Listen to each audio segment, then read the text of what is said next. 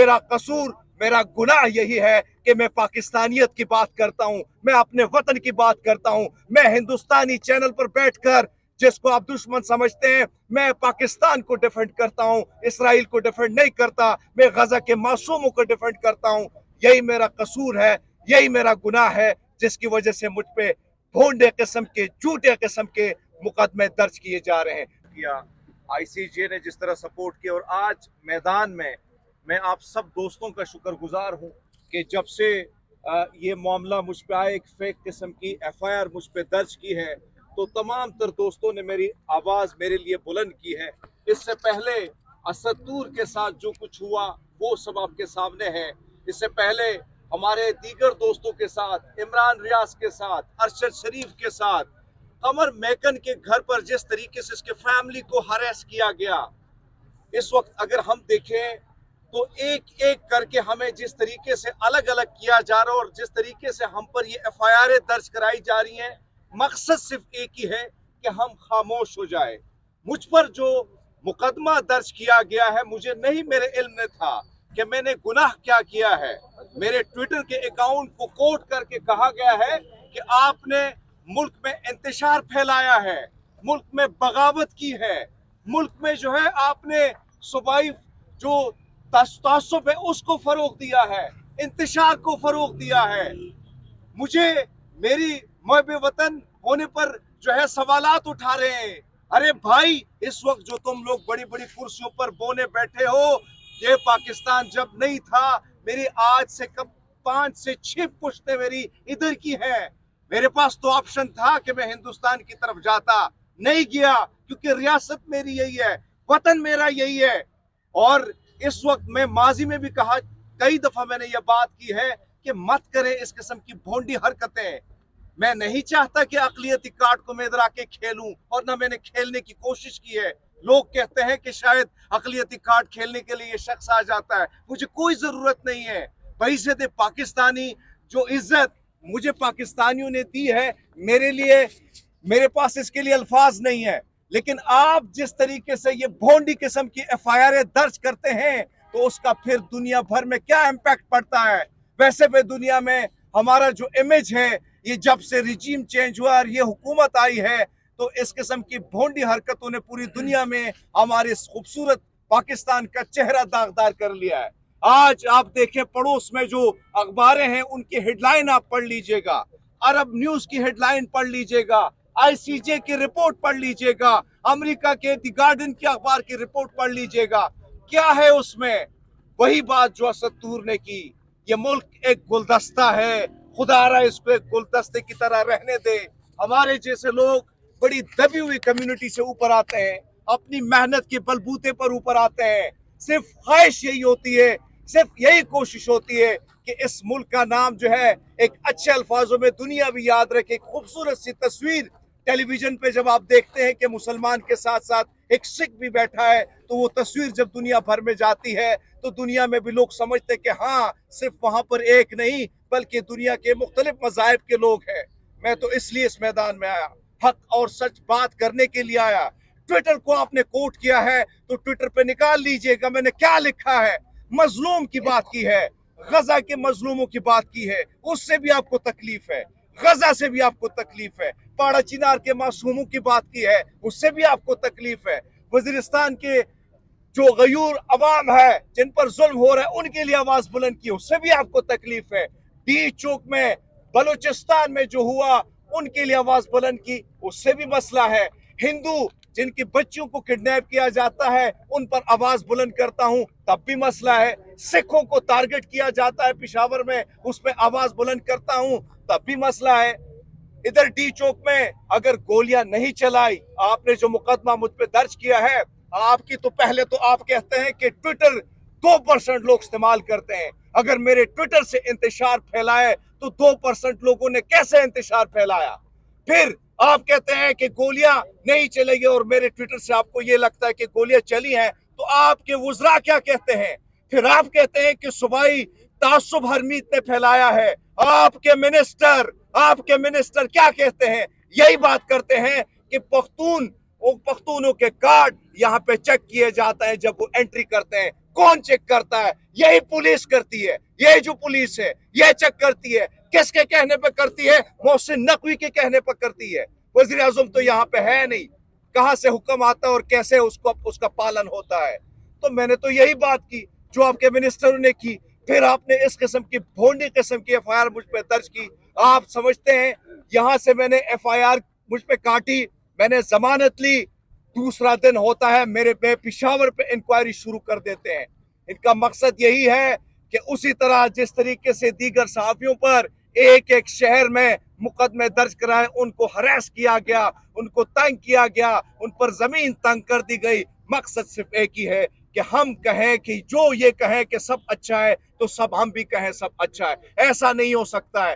किया आईसीजे ने जिस तरह सपोर्ट किया, और आज मैदान में मैं आप सब दोस्तों का शुक्रगुजार हूं कि जब से ये मामला मुझ पे आए, एक फेक किस्म की एफआईआर मुझ पे दर्ज की है, तो तमाम तर दोस्तों ने मेरी आवाज मेरे लिए बुलंद की है।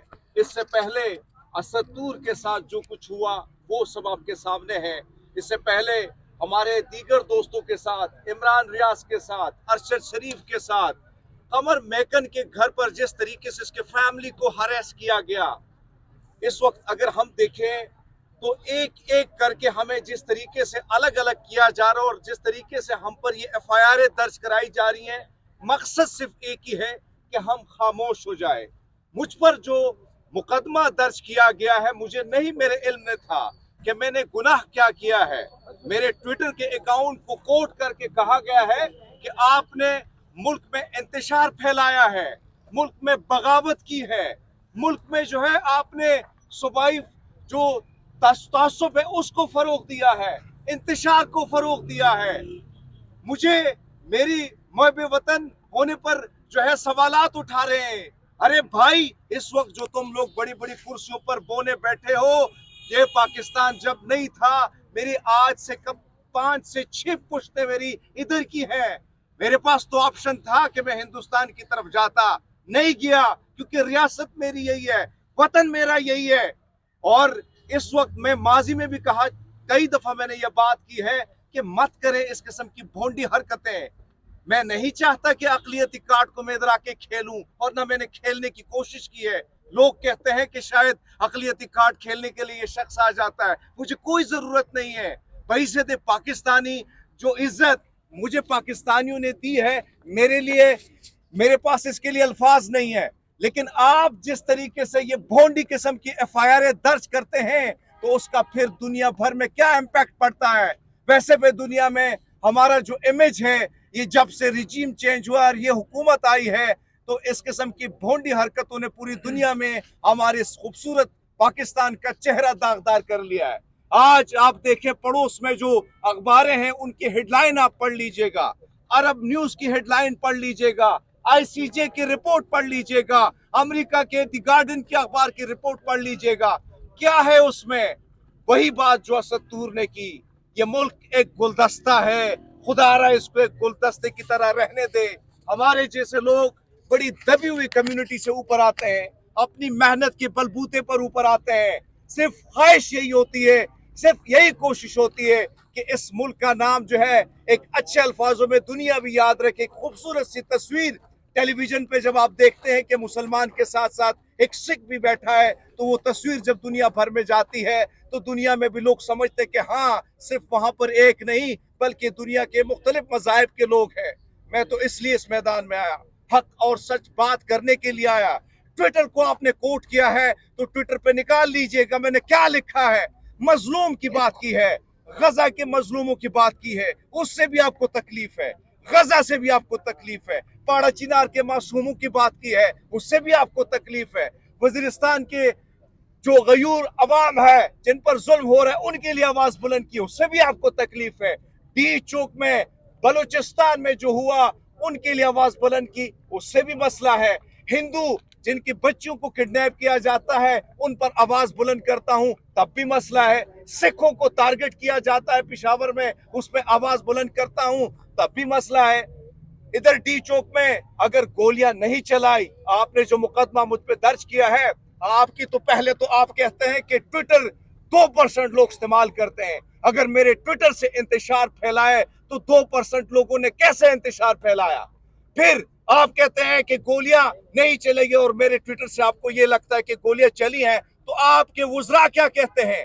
फिर आप कहते हैं कि सूबाई तासुब हरमीत ने फैलाया है। आपके मिनिस्टर क्या कहते हैं, यही बात करते हैं कि पख्तूनों के कार्ड यहाँ पे चेक किए जाते हैं जब वो एंट्री करते हैं। कौन चेक करता है? यही पुलिस करती है। यही जो पुलिस है यह चेक करती है। किसके कहने पर करती है? मोहसिन नकवी के कहने पर करती है। वजीर आजम तो यहाँ पे है नहीं, कहां से हुक्म आता है और कैसे उसका पालन होता है।